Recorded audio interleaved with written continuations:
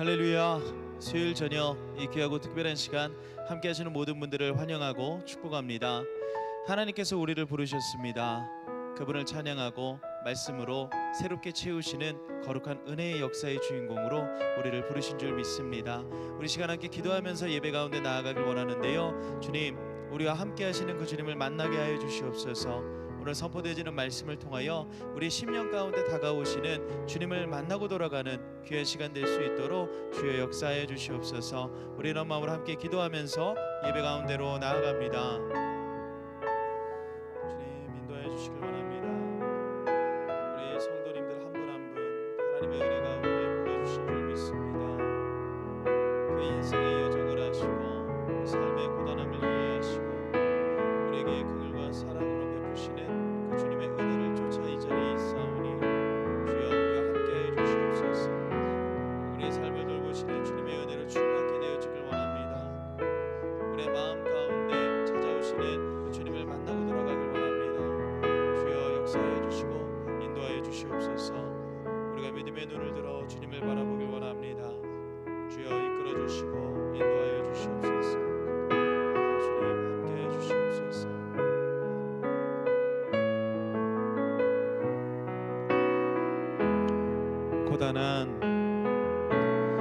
고단한 인생길 힘겨운 오늘도 예수 내 마음 아시네.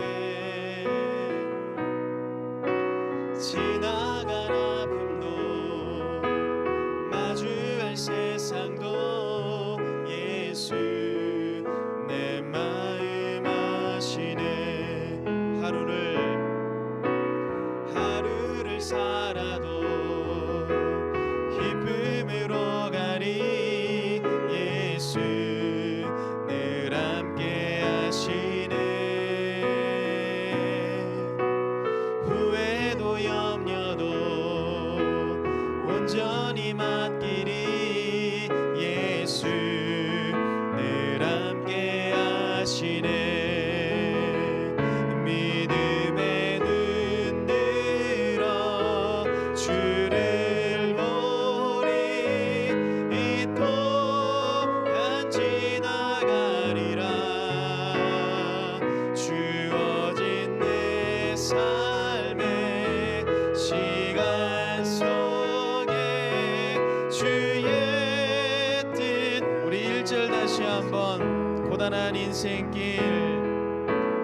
고단한 인생길 힘겨운 오늘도 예수 늘 함하시네. 지나간 아픔도 마주할 세상도 예수 내 마음 우리 2절 고백합니다. 하루를 살아도 기쁨으로 가리 예수 늘 함께 하시네. 후회도 염려도 온전히 맡기리 예수 늘 함께 하시네.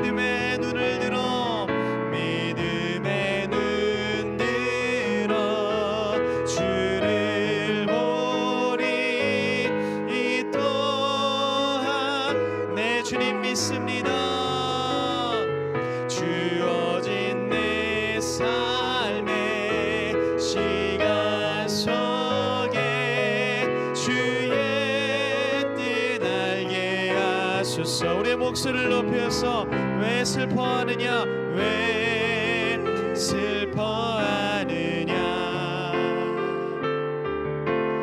왜 걱정하느냐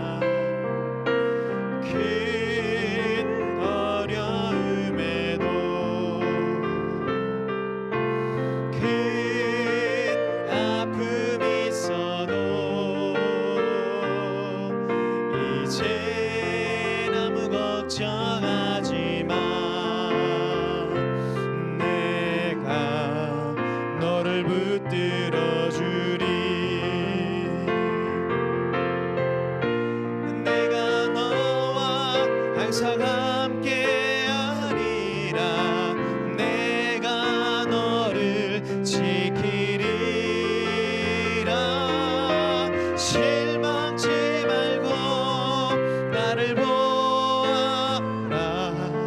나는 너의 하나님. 우리 주님 말씀하십니다. 왜 슬퍼하느냐? 왜 슬퍼하느냐?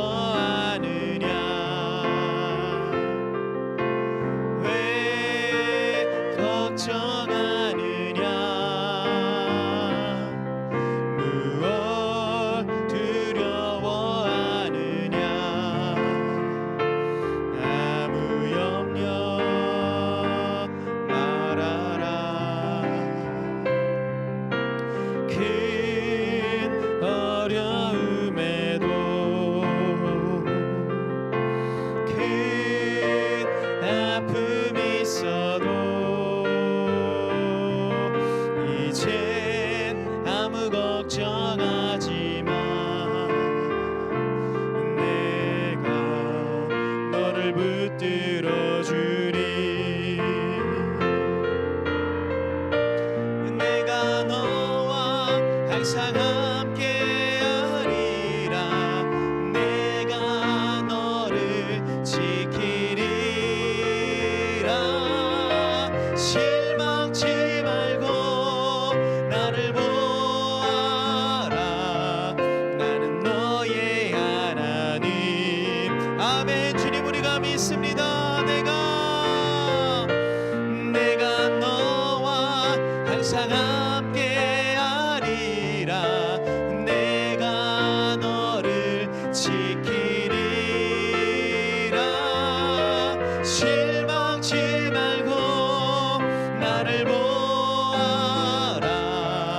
나는 너의 하나님이라. 보라 하나님의 보라 하나님 구원을 보라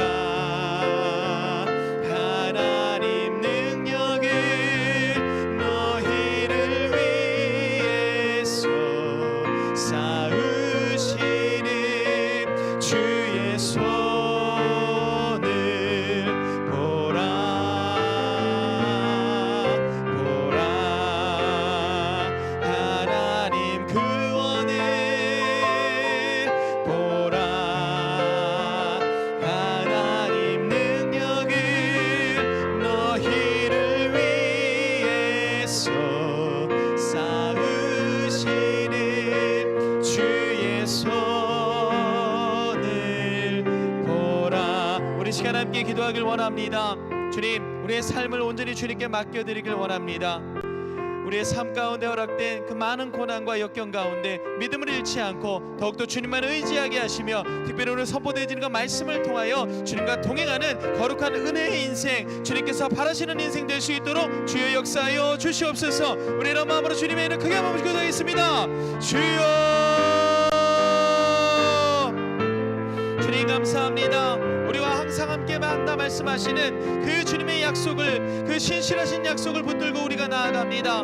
이 시간 인생의 고단함을 뒤로하고 주님만 의지하며 나온 주의 백성들, 주님을 만나고 돌아가게 하시고 주님 역사하여 주시옵소서. 주님 임재하여 주시옵소서. 주님 함께하여 주시옵소서. 너희는 두려워 말라 말씀하셨던 그 주님의 음성을 신뢰하며 나아가는 우리 모두 되어질 수 있도록 주여 역사하여 주시옵소서.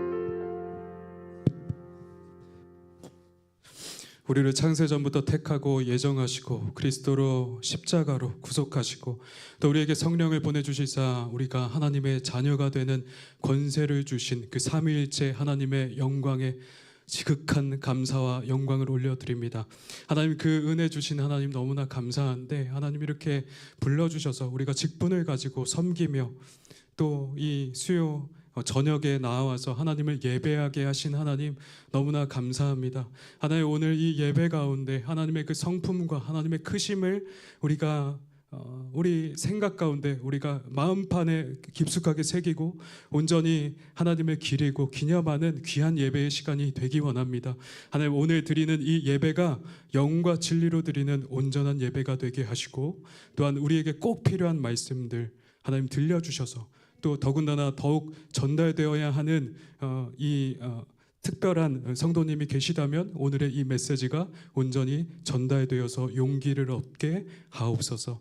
감사드리며 거룩하신 주 예수님의 이름으로 기도드렸습니다. 아멘. 할렐루야, 반갑습니다. 우리 전후 좌우 바라보시면서 인사하시겠습니다. 반갑습니다. 잘 오셨습니다.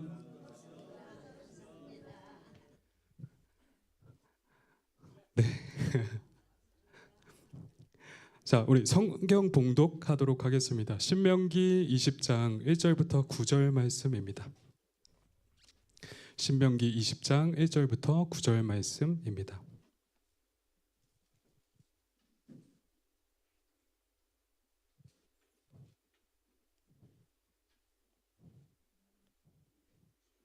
네, 다 찾으시면 진행하겠습니다.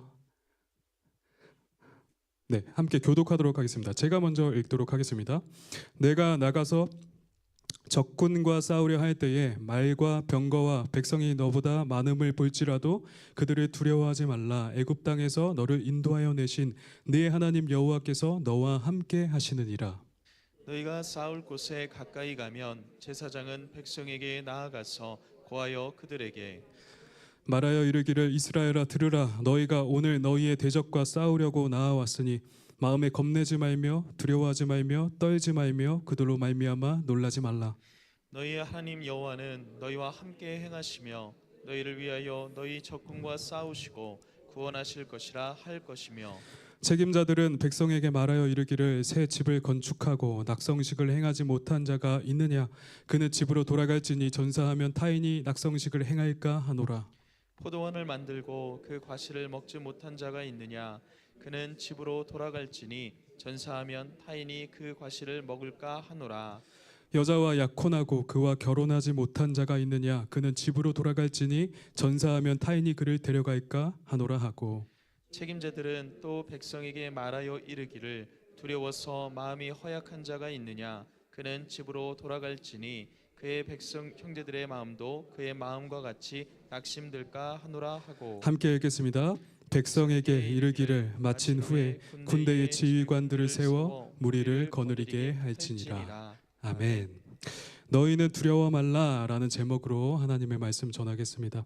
현재 우크라이나 러시아 전쟁이 발발하며 국제 정세가 크게 요동하고 있습니다. 여기에 더해서 며칠 전에 프리고진이라는 이 러시아 용병의 수장이 하루 동안이었지만 쿠데타를 일으켰었죠. 그죠? 그래서 하루 만에 800km를 북상해서 엄청난 속도로 수도 모스크바를 타격하려고 했습니다. 네, 물론 내막은 잘 모르지만 극적으로 협상이 잘 타결되어서 현재 큰 내전은 겪지 않게 되었지요. 그러나 현재 푸틴은 그의 정치적인 리더십에 굉장한 타격을 입게 되었습니다. 이로 말미암아 그의 우크라 전쟁은 더 어렵게 되고 말았죠. 앞으로의 일들이 어떻게 전개될지는 아무도 모릅니다. 하나님밖에 모르시죠. 유사 이래로 인류는 항상 전쟁 가운데 있었습니다. 단 한시도 이에서 벗어났던 적은 없습니다. 근데 이 가운데 인간이 느끼게 되는 가장 원초적인 감정은 무엇일까요? 바로 두려움입니다. 이 두려움은 전쟁 가운데 가장 지배적인 감정이죠. 여러분은 살면서 극한의 두려움을 느껴본 적이 있으십니까? 우리 장로님 있으십니까? 극한의 두려움을 느껴본 적이? 아무리 강한 사람이라 할지라도 인간이라면 누구나 두려움을 느끼기 마련입니다. 우리는 삶의 무수한 위협 가운데 놓이면서 우리가 감당할 수 없는 어떤 문제들로 인해서 크게 두려워하고는 합니다. 우리가 현재 영화나 뉴스에서 보는 것처럼 실제 전쟁에 투입되거나 우리가 살해 위협을 당하는 것은 아니지만 우리는 우리 삶의 수많은 문제들로 인하여서 버거워하고 낙담하며 심히 두려워합니다. 그리고 괴로워하죠. 이는 어찌 보면 당연한 것입니다. 우리는 작고 연약한 존재로 그런 피조물로서 지음받았기 때문입니다. 그러므로 우리는 문제 앞에서 두려워할 수밖에 없죠. 그런데 오늘 본문에서 하나님은 우리가 절대적으로 두려워하지 말 것을 명령하고 계신 것입니다. 절대로 두려워하지 말라고 말씀합니다. 그런데 그것이 마음대로 됩니까? 누가 두려워하고 싶어서 우리가 두려워하는가요? 누가 두려워하는 것을 좋아하겠습니까? 근데 왜 하나님은 그런 수많은 험악한 상황 속에서 우리가 두려워하지 말라고 그렇게 명령하고 계신 것일까요? 오늘은 이런 두려움에 관한 문제에 관하여서 오늘 설교하도록 하겠습니다. 신명기 20장은 이스라엘의 전쟁에 관하여서 말씀하고 있는 장입니다. 그리고 오늘 본문인 1절부터 9절은 이 두려움이라는 주제가 본문 전반에 흐르고 있습니다. 그래서 하나님은 새 증인을 통하여서 이스라엘에게 이 말씀을 전하게 하시는 거예요. 그래서 1절에서 여호와는 모세에게 말씀하사 너는 적군과 싸울 때에 결코 두려워하지 말 것을 명령하고 계십니다. 그리고 2절부터 4절은 싸울 때에 가서 이제 제사장이 가서 백성들에게 두려워하지 말 것을 선포하라고 명령하시는 것입니다. 그리고 5절부터 9절은 이제 이스라엘의 책임자들을 통하여서 전쟁에서 제외될 사람들을 그 목록을 대면서 그 사람들을 집으로 되돌려 보내는 작업을 하고 있는 거예요. 5절부터 9절은. 그래서 이는 이스라엘의 사기를 저하시킬 이유들이기 때문입니다. 5절부터 9절의 그 말씀이요. 그러면서 오늘의 본문은 이 전쟁 때의 두려움을 아주 철저하게 관리하고 있는 것입니다. 이 두려움에 대해서. 그래서 우리는 오늘의 본문을 통하여서 어떤 교훈을 얻을 수 있을까요? 첫 번째로 하나님은 우리가 결코 두려워하지 말 것을 명령하십니다. 오늘 본문에서 가장 많이 반복되며 강조되고 있는 말이 바로 두려워하지 말라라는 명령입니다. 우리 1절 말씀 함께 읽도록 하겠습니다. 네가 나가서 적군과 싸우려 할 때에 말과 병거와 백성이 너보다 많음을 볼지라도 그들을 두려워하지 말라. 3절의 경우는 같은 뜻의 네 가지 단어를 사용하면서 두려워하지 말 것을 강하게 명령하고 있습니다. 우리 3절도 같이 읽겠습니다. 시작. 이스라엘아 들으라. 너희가 오늘 너희의 대적과 싸우려고 나아왔으니 마음에 겁내지 말며 두려워하지 말며 떨지 말며 그들로 말미암아 놀라지 말라. 아멘. 이 원어적으로 보면 다 다른 단어인데 같은 의미를 가지고 있는 단어입니다. 이게 4번이나 중복되면서 굉장하게 강력하게 명령하고 있는 거예요. 그래서 이를 통해서 전쟁의 상황에서 두려워하지 않는 것이 곧 여호와 하나님의 강력한 뜻이라는 것을 우리는 금방 이 본문을 보면서 알 수가 있습니다.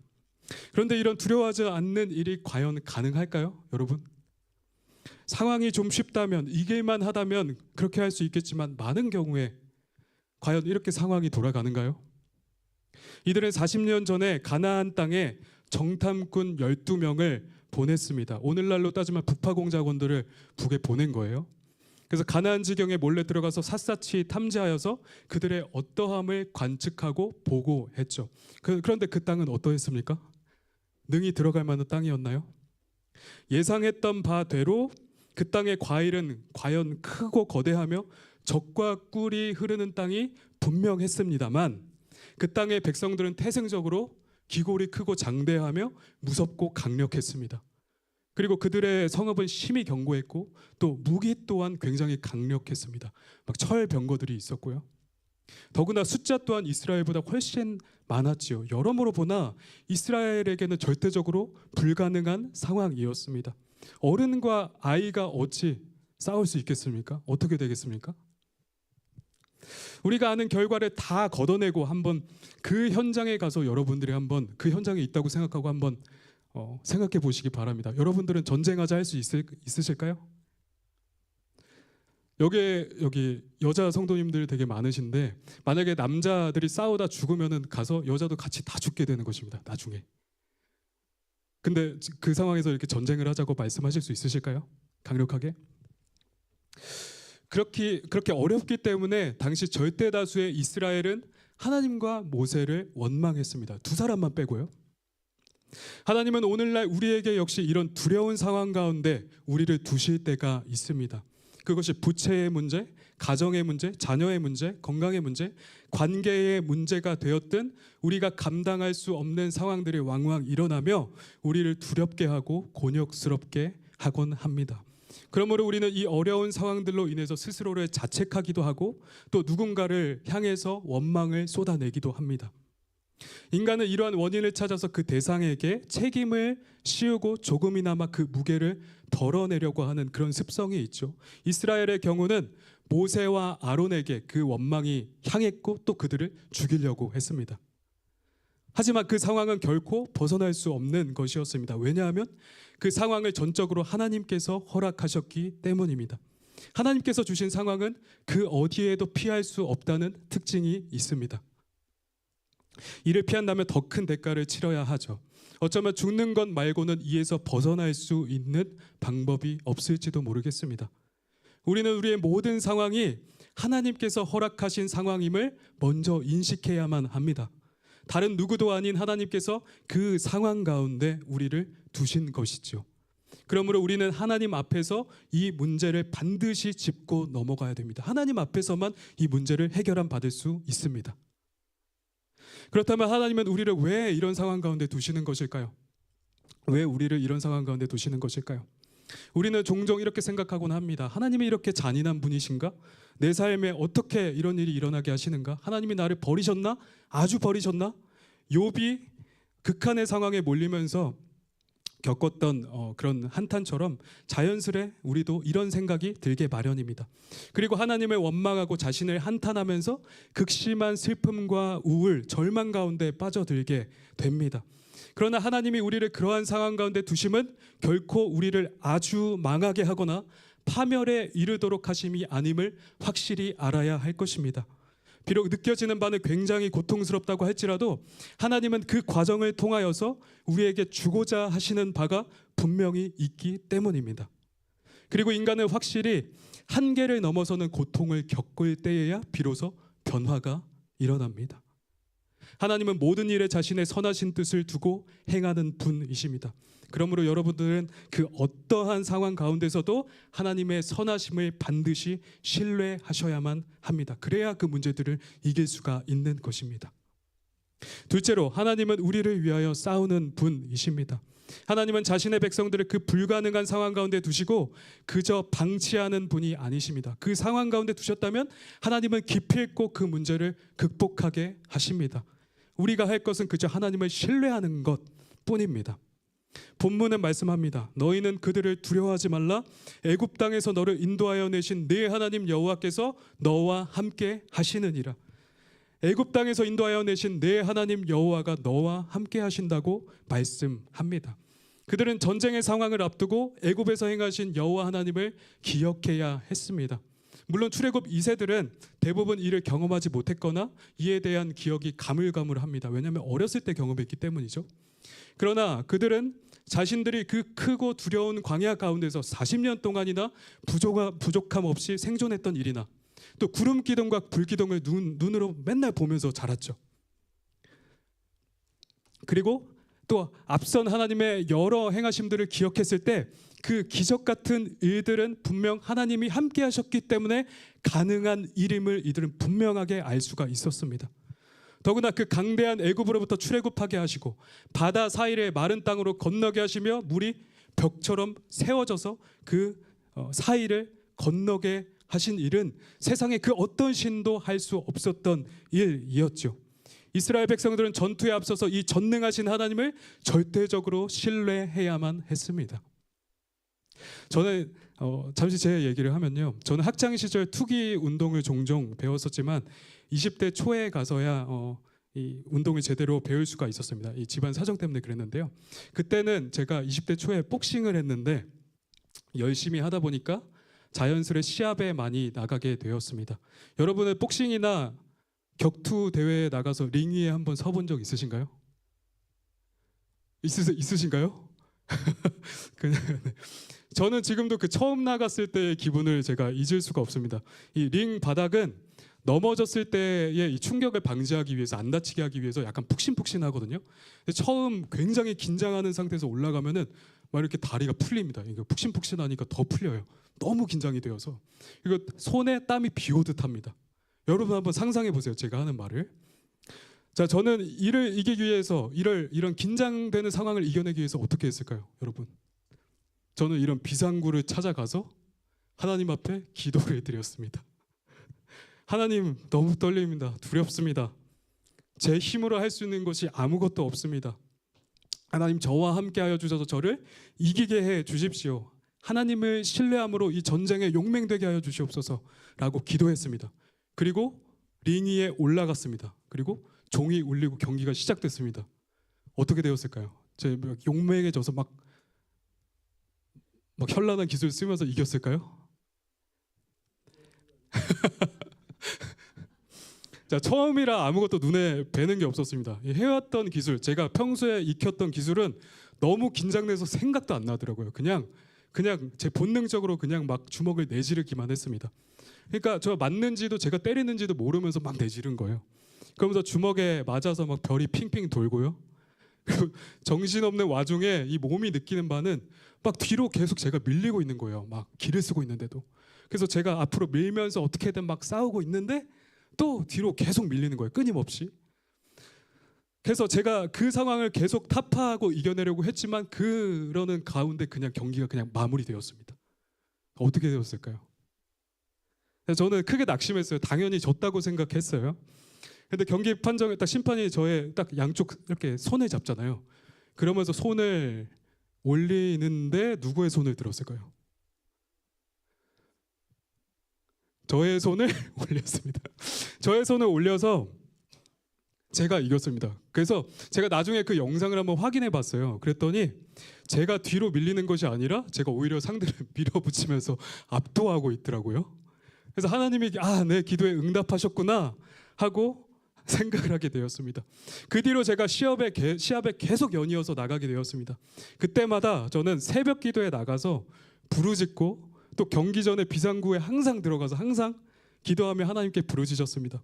그럴 때마다 저는 신기하게 전부 다 이겼습니다. 저는 저의 연약함을 누구보다 잘 아는 사람입니다. 이런 간증을 하는 건요, 제가 굉장히 연약하기 때문인데요. 저는 태어났을 때 4.2kg의 우량아로 태어났어요. 그래서 그냥 그대로 잘 컸으면 제가 김준환 목사님처럼 이런 굉장히 크고 체격이 우람한 사람이 되었을 건데, 전 태어나서 갓난아기 때 먹는 것마다 다 토했었어요. 그래서 병원에서도 이걸 검사를 하는데 이 이유를 찾지를 못하는 거예요. 병원에서도 원인을 알 수 없다고 하고, 또 갓 태어났을 때 또 제가 죽을 뻔했다고도 하더라고요. 숨을 못 쉬어가지고. 그래서 가까스로 살아났는데 이 영양이 안 좋았기 때문에 먹는 것마다 다 토했기 때문에 저 굉장히 머리는 큰데 몸은 삐싹 마르고 힘이 매우 약했습니다. 그래서 어렸을 때 저는 본능적으로 이 격투기나 이런 전쟁 같은 것을 굉장히 좋아했어요. 근데 이 운동신경과 관련해서는 제게 특별한 것이 전혀 없었습니다.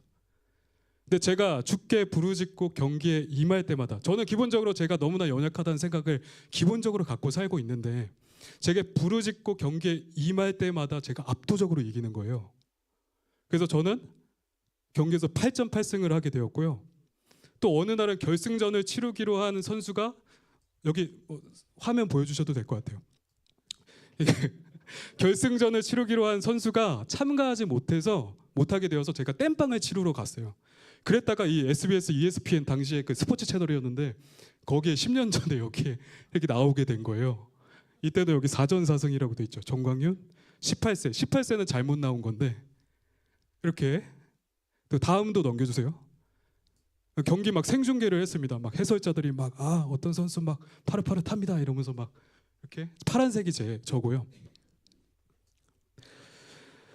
저에게는 이런 일들이 하나님이 저를 위하여서 싸우시는, 이거 주셔도 됩니다. 싸우심을 느끼게 된 아주 분명한 사건들입니다. 저는 너무나 연약한데 하나님이 다 이기게 해주세요. 저는 이 외에도 유도나 태권도 이런 것도 다 배웠는데 다 이기더라고요. 저보다 큰 상대랑 해도 다 이기게 되더라고요. 저는 이게 너무 신기하더라고요. 그래서 재밌어서, 싸우는 것을 너무 재밌어서 막 그렇게 즐기는 사람이 되었습니다. 나의 하나님은 분명 나를 대신해서 싸우시는 하나님이셨습니다. 저의 경험으로는요. 그것이 주의 일을 위한 것일 때면 더더욱 그러했습니다. 성경에는 이런 기록들이 얼마나 많이 기적들이 기록되어 있나요? 출애굽의 홍해 사건과 기드온의 300 용사와 다윗이 골리앗을 이긴 일과 히스기야 때의 아수르 병사 18만 5천 명이 일시에 전멸한 사건이 기록되고 있지 않습니까? 하나님은 오늘날에도 필요하시면 이렇게 행하실 수 있는 분이라고 저는 굳게 믿고 있습니다. 제 또 다른 에피소드 하나, 재밌는 거 하나 말씀드릴게요. 저는 지금으로부터 5년 전에 총신대학교 신학대학원에 입학하게 되었습니다. 근데 제가 처음 입학했을 당시에는 그 전 총장의 학교 사유화 문제 때문에 학교에 들어가자마자 학생들이 다 시위를 하고 있었던 거예요.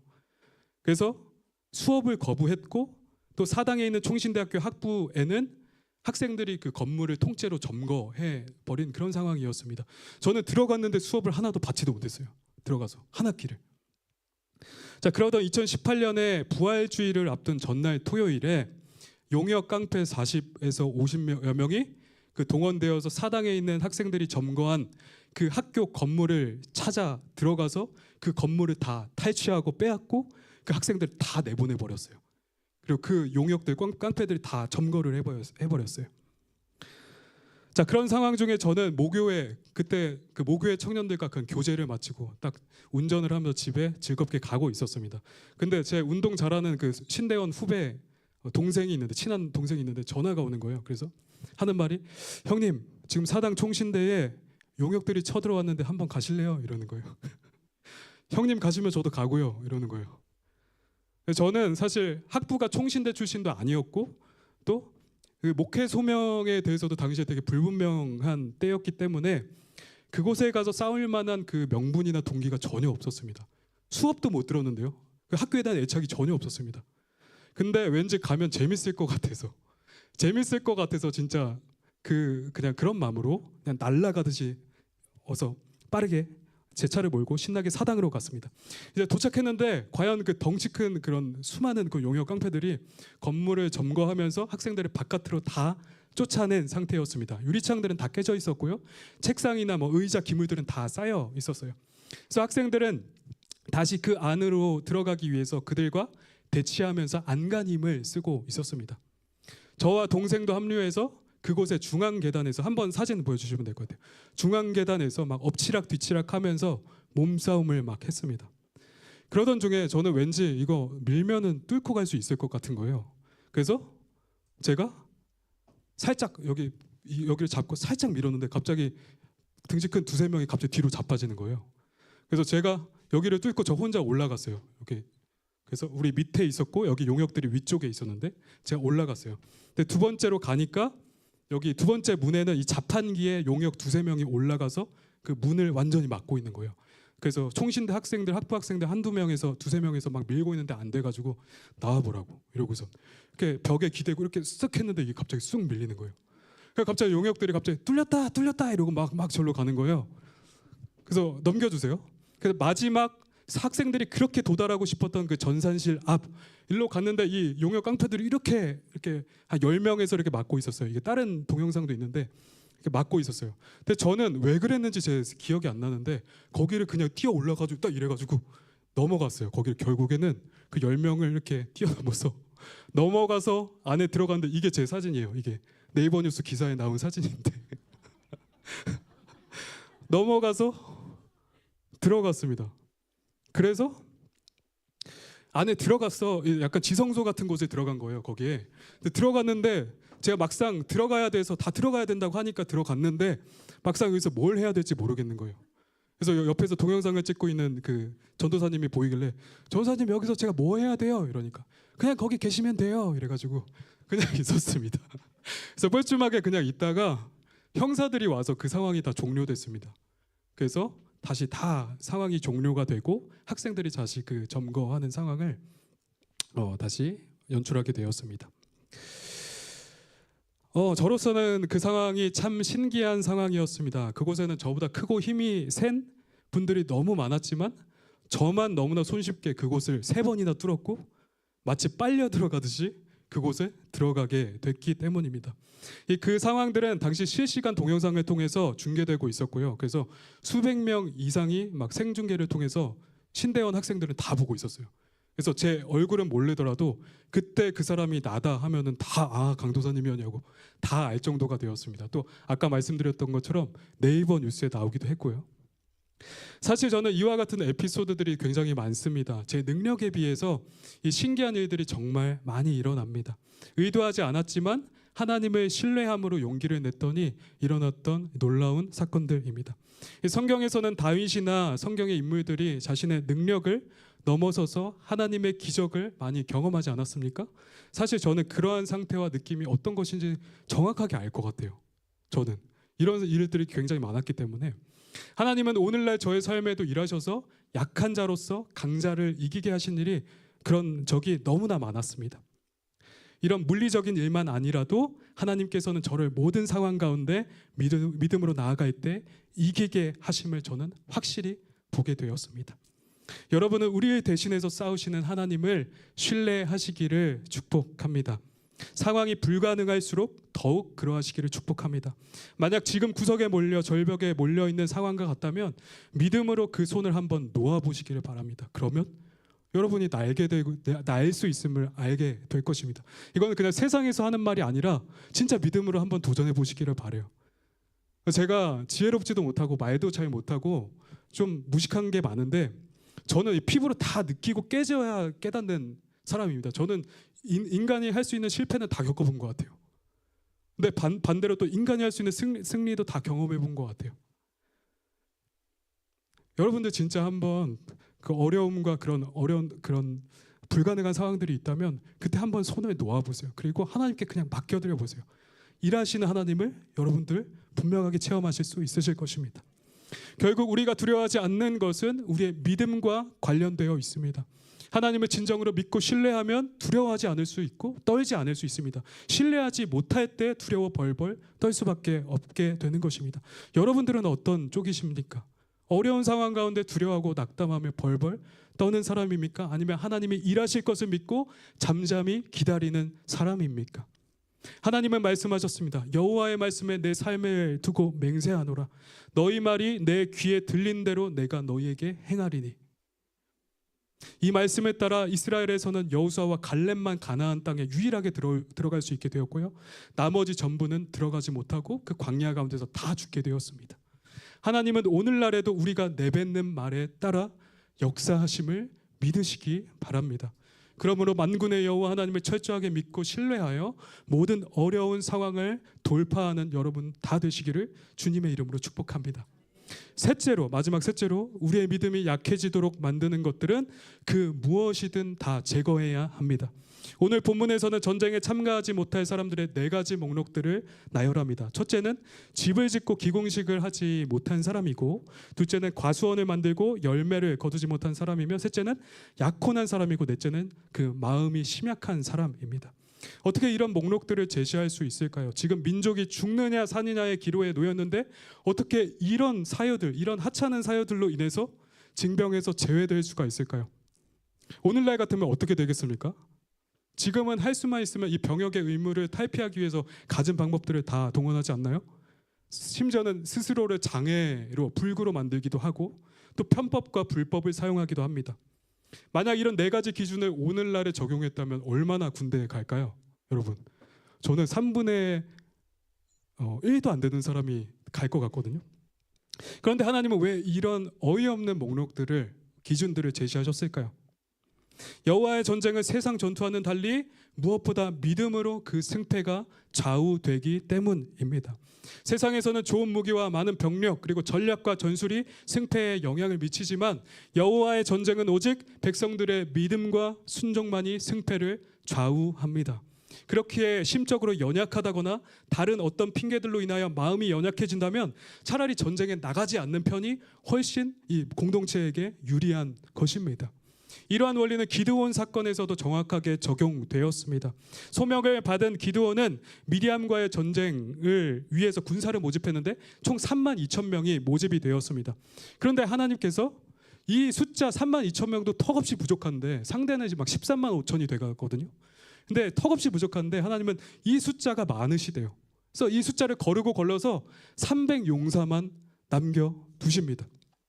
300명으로 어떻게 12만 명이 넘는 숫자를 이깁니까? 근데 하나님은 그 일을 행하셨죠. 우리가 성경은 진리라고 믿지 않습니까? 하나님은 분명히 그 일을 행하셨습니다.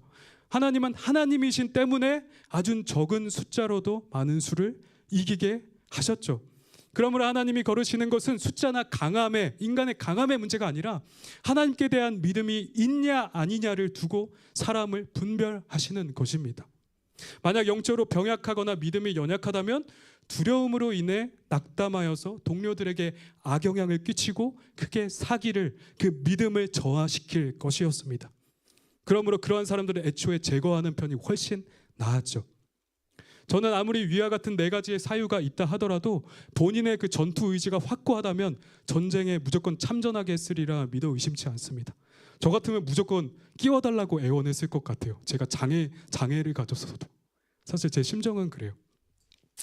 신약에서의 우리 예수님은 더 확대해서 말씀하셨습니다. 누가복음 14장은 누가 망대를 세우고자 할진대 자기의 가진 것이 준공하기까지에 족하였는지 먼저 앉아 그 비용을 계산하지 아니하겠느냐 했습니다. 만약 비용을 계산해서 망대를 완성하는 게 안 될 것 같으면 진작에 그만두라는 말씀이에요. 그러니까 쉽게 말하면 예수님을 따르는 이 십자가의 일을 애초에 감당하지 못할 것 같으면 애초에 시작도 하지 말아라 라는 굉장히 믿음에 관한 무서운 말씀입니다. 애초에 가다가 안 될 것 같으면 하지 말래요. 그냥 예수님은. 이 구원에 관계된, 영생에 관계된 문제인데 굉장히 무서운 말씀입니다. 또한 누가복음 9장 62절 말씀을 해 예수님은 손에 쟁기를 잡고 뒤를 돌아보는 자는 하나님 나라에 합당하지 아니하다 말씀했습니다. 그리고 히브리서 10장 38절 말씀은 하박국을 인용하면서 나의 의인은 믿음으로 말미암아 살리라. 또한 뒤로 물러가면 내 마음이 그를 기뻐하지 아니하리라 말씀하셨습니다. 사실 우리의 믿음 없음은 하나님 앞에 아주 큰 죄악입니다. 어쩌면 이 믿음이 약한 문제는 우리의 구원을 좌우할 수도 있습니다. 하나님은 우리의 믿음 없음을 결코 기뻐하시지 않으십니다. 그러므로 우리는 우리의 연약함을 두고 핑계하는 것이 아니라 반드시 우리의 믿음을 다잡고 하나님께 대한 그 믿음을 굳게 해야 되는 것입니다. 만약 자신의 믿음이 부족하다면, 두렵고 떨리다면, 견딜 수 없다면 하나님께서 나에게 믿음을 주시라고, 믿음이 떨어지지 않게 해달라고 간절히 간구해야 할 것입니다. 그렇게 필사적으로 하나님을 붙들 때 하나님은 그 모든 상황들을 능히 견디고 이기게 할 수 있는 능력을, 힘을 우리에게 허락하실 것입니다. 그리고 하나님은 하나님의 때에 하나님의 방법으로 그 모든 기도에 응답하시고 그 모든 상황들을 정리해 주실 것입니다. 제가 믿고 경험한 하나님은 그런 하나님이었습니다. 여러분의 하나님은 어떠십니까? 이 강대하시고 전능하신 하나님을 신뢰하고 믿는 여러분 되시기를 주님의 이름으로 축복합니다. 더 있는데요. 여기서 정리하도록 하겠습니다. 좀 길어지는 것 같아서 여기서 정리하겠습니다. 우리 함께 찬양하고 기도하도록 하겠습니다. 보라 너희는 두려워 말고 함께 찬양하도록 하겠습니다.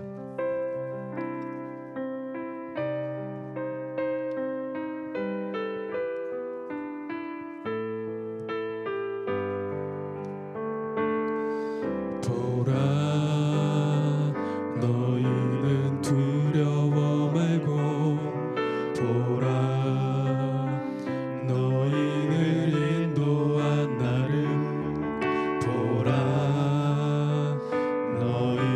지치지 말고 보라 너희를 구원한 나를 너희를 치던 적은 어디 있느냐 너희를 억누르던 원수는 어디 있느냐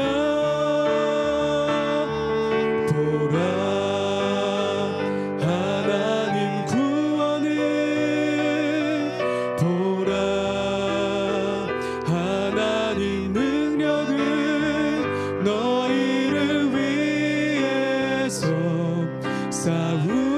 싸우시는 주의 손을 보라 보라 하나님 구원을 보라 하나님 능력을 너희를 위해서 싸우시는 주의 손을 보라. 우리 처음부터 다시 고백하며 나아가겠습니다. 가사를 생각하면서 처음부터 고백합니다. 보라 너희는 두려워 말고 보라 너희를 인도한 나를 보라 너희는 지치지 말고 보라 너희를 구원한 나를 너희를 치던 적은 어디 있느냐 너희를 억누르던 원수는 어디 있느냐 보라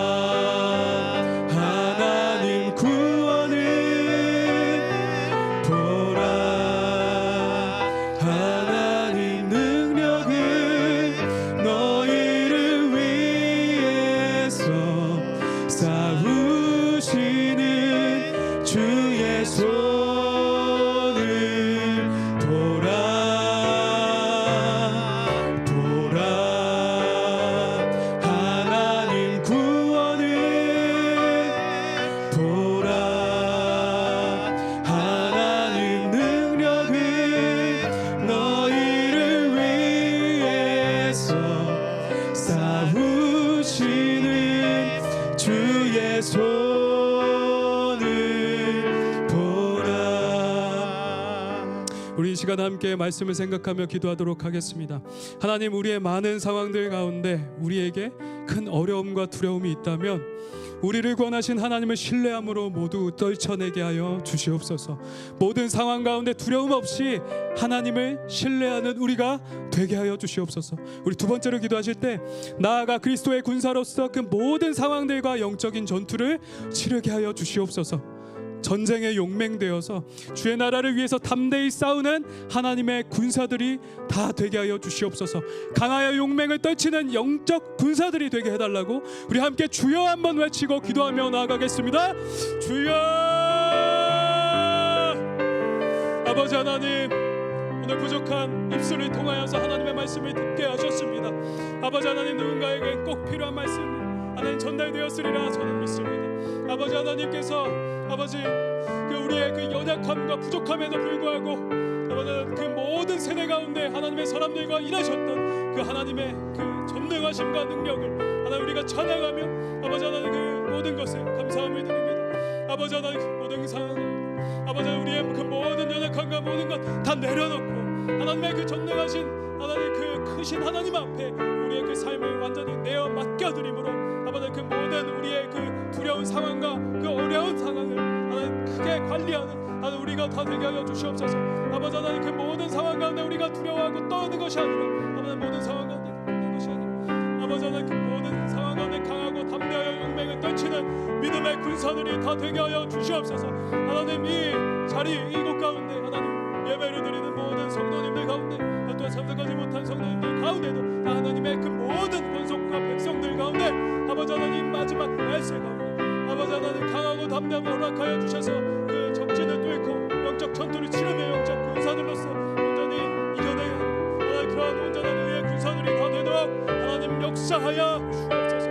아버지 우리를 붙들어 주시고 아버지 주의 성령으로 충만하여 주시고 그리스도 예수 안에서 하나님 날마다 승리 이루어가고 하나님 영적으로서 우리가 다 되게 하여 주시기를 원합니다. 아버지 하나님 우리와 함께 하신 하나님 아버지 그 하나님께서 일하시고 아버지 우리가 가만히 맡겨놓고 우리가 그 모든 하나님 그 모든 것들을 맡겨놓고 하나님 앞에 올려드렸을 때 우리가 함께 하시는 그 하나님의 그 모든 우리가 신뢰하며 나아갑니다. 아버지 하나님 우리가 함께 하신 하나님께 모든 것을 맡겨드립니다. 아버지 하나님 그 모든 상황 가운데 일하시는 그 하나님 여호와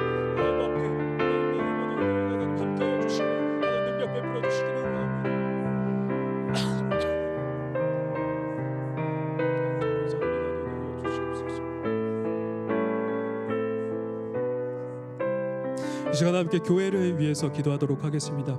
모든 공예배와 다양한 모임 가운데 하나님 임재하여 주시고 여름을 맞이하여 진행되는 모든 다음 세대의 행사 가운데 여호와의 영광이 충만하게 하여 주시옵소서. 더불어서 환우들을 위해 기도합니다. 각종 질병으로부터 우리를 보호하시고 날마다 우리의 영육을 강건케 하여 주시옵소서. 또한 믿음의 기도는 병든 자를 구원한다 하셨습니다. 우리의 믿음의 기도를 통하여서 치유와 회복의 간증들이 넘쳐나게 하여 주시고 기도의 능력을 경험하는 아름다운 교회가 되게 하여 주시옵소서. 우리 세 번째로 세우신 담임 목사님의 영육간의 강건함을 지켜주시어서 미국 방문 일정 가운데 성령의 충만함으로 인도하여 주시옵소서라고 우리 이 세 가지 기도 제목을 놓고 주여 한번 외치며 기도하겠습니다. 주여. 아버지 하나님